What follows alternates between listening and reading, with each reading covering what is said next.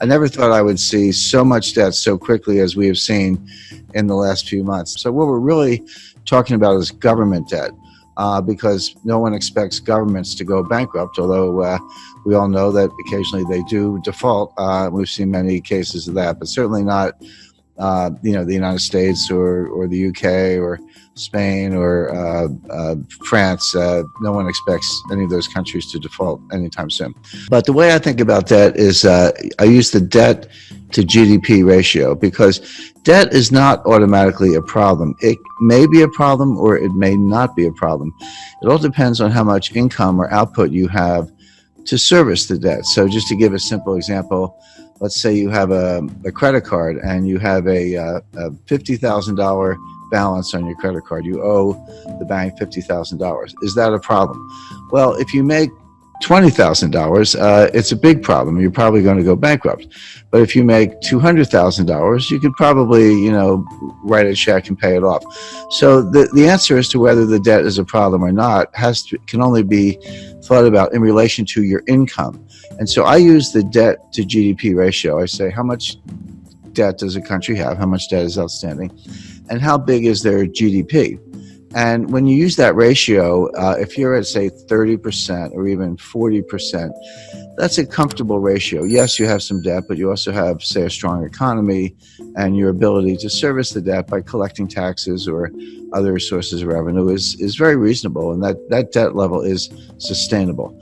But when you get up to 60% happens to be the level under the Maastricht Treaty, where the members of the European Union are not supposed to have debt in excess of 60% of their GDP. Now, many of them do.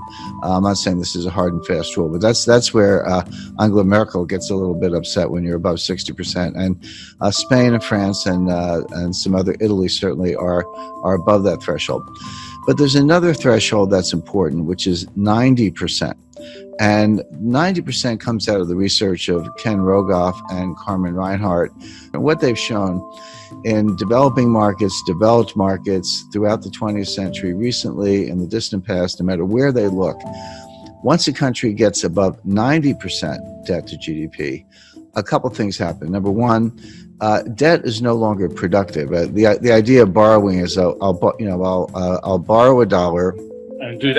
I'm going to do something with that money. Huh? Yeah, I'll borrow the $1, I'll spend the $1, but I'll get $1.20 of GDP because, I'll spend it on something, but then the recipient, he'll spend it, and then someone else will spend it. And by what's called velocity, or the turnover of money, you'll actually get more than you borrow. That's Keynesian economics, very simplified version of it. But what Rogoff and Reinhart have shown is once you get past 90%, that's no longer true. You borrow $1 and you spend $1, but you might only get 90 cents or 80 cents of GDP. In other words, you reach a point where you cannot borrow your way out of debt. You cannot borrow your way to get enough productivity to get out of debt. And then you're sort of in a doom loop or a death spiral.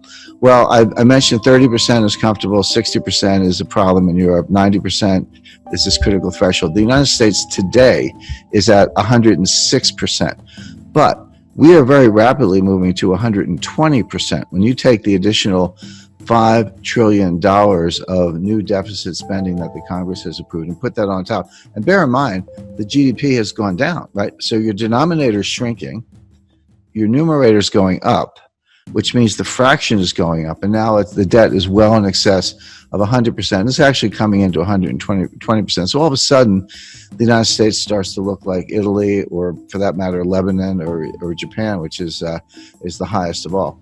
Now, the modern monetary theorists, MMT, modern monetary theory, whom I completely disagree with. I know a lot of them. I know Stephanie Kelton. She's a big brain. She's one of the thought leaders. She has a new book coming out.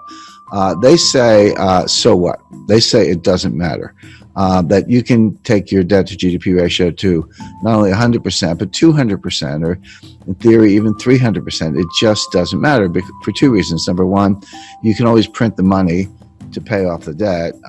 By the way, everything I'm talking about does not apply if you're borrowing in a different currency. If you're Argentina and you print pesos, but you're borrowing in dollars, that's a problem because you can't print dollars.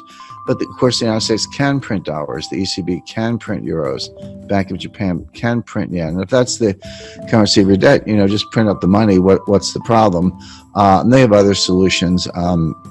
If inflation starts to take off, just raise taxes. I'm not so sure about that. You borrow yourself into oblivion, you get inflation, and you think you can tax your way out of it. That doesn't sound like a very good way to go. But the bottom line is that all the countries, starting with the United States, but all the major developed countries, are now in these sky high and rising debt to GDP ratios. Now the question is, what's going to happen next? Interest rates are extremely low. The central banks have made them low. So the debt service is not that great. The debt is huge. But if you're only paying, a fraction of 1%, it's not as if you're incurring a lot of interest expense, which of course adds to the deficit. So that's the first thing. We don't have inflation. People who say that, the money printing that the central banks are doing to buy the debt, which they are, is inflationary. That's not true. That's a kind of gross misunderstanding, comes out of Milton Friedman, et cetera. It's not true. What does cause inflation is velocity, which is the turnover of money. People lose confidence in money, and they spend it, and someone else gets it and they spend it. Everyone's spending it because they want to run into hard assets, land, gold, silver, fine art, real estate, et cetera.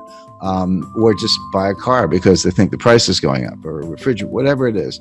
If you get that kind of velocity, inflation can happen very quickly. And we saw this in the late 1970s. So the real warning is not that any of these countries are going to default on their debt. They're not going to default on their debt because they can print the money. The danger is inflation. Now, if you said, do I see inflation right now? Absolutely not. We're going to see deflation, which is a different kind of danger. Deflation causes debt defaults because Japan has been trapped into that for 30 years. Yeah, and Japan's been in a depression, in my view, since 1990. My view, the U.S. has been in a depression since 2007. We're in our second lost decade. Japan's entering their fourth lost decade.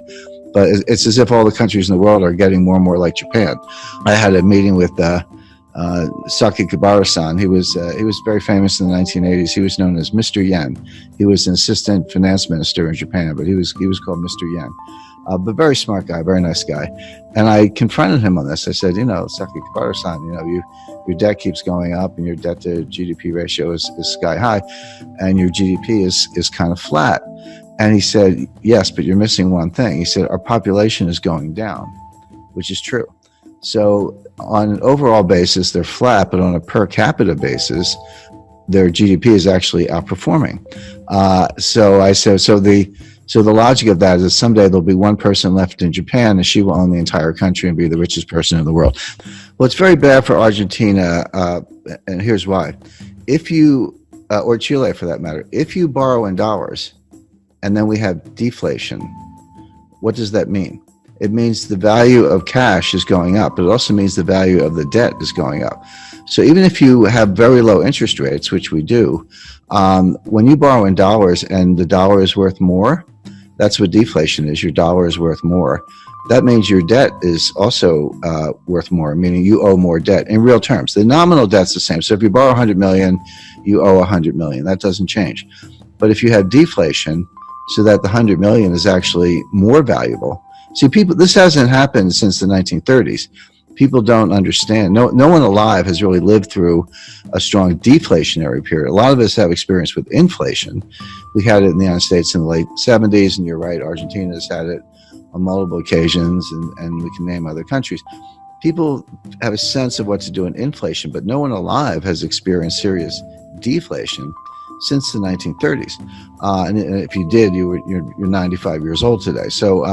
So people don't really understand it. But one of the things it does, it makes the real value of debt go up. So in real terms, you owe more money. So if you were in trouble to begin with and you borrowed money to get out of trouble, but the value of the debt goes up, now you owe more money. Now where do you stand? It may not show up in interest payments, but every dollar becomes more and more difficult to get. The dollar's worth more. So what it means is that you see a strong dollar. Now, your local currency could be weaker against the dollar. That's true. That could help exports. It could help tourism. So, there's no tourism right now. There's not going to be more tourism. Well, you make a good point. There is no tourism today. I'm on a mountain, and you're in a home or studio or someplace. So right, there's no tourism going on today. But assuming it comes back next year, if you have a really strong dollar, in theory, an American could, or European for that matter, could look at Argentina.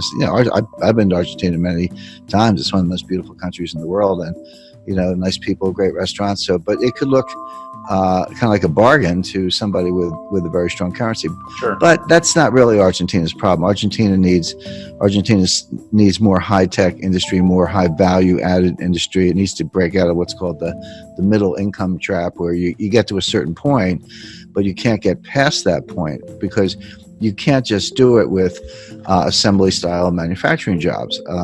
You need high-value-added jobs. You need technology is what you need.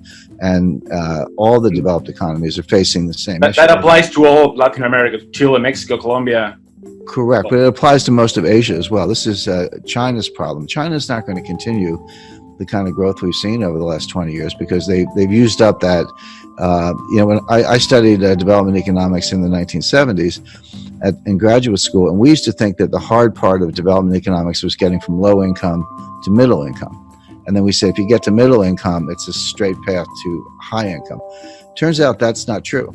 Getting from low income to middle income is actually pretty straightforward. You have to get rid of corruption and you need to ease up on regulation. But you can, if you have foreign direct investment and people come from the country to the cities and you do, kind of simple manufacturing, et cetera, you can get a really good export machine going and earn hard currency reserves. So that part's easy. The hard part is getting from middle income to high income, because it turns out you can't just do more of the same. You actually need more high value added. You need technology today, and that's what I would advise every country to be working on, including Argentina, where the Argentina has a very very highly educated workforce. I mean, Argentina would be a good case to why don't we make iPhones in Argentina instead of China? And we're going to bust up. The United States is going to bust up the supply chain to China. We're going to shut over time. Won't happen overnight, but we're going to pull those factories out or shut them down and move them elsewhere. So the question is, if I were advising any developing economy, I would say, how can I become a supplier to the United States? If they're going to get rid of China, which we are for a lot of reasons, I'd want to be in the list. And we're actually looking at Jordan as a country that could make cell phones. India is a big case because they have cheap labor. Argentina, I think, is a better candidate because they have a more highly educated workforce.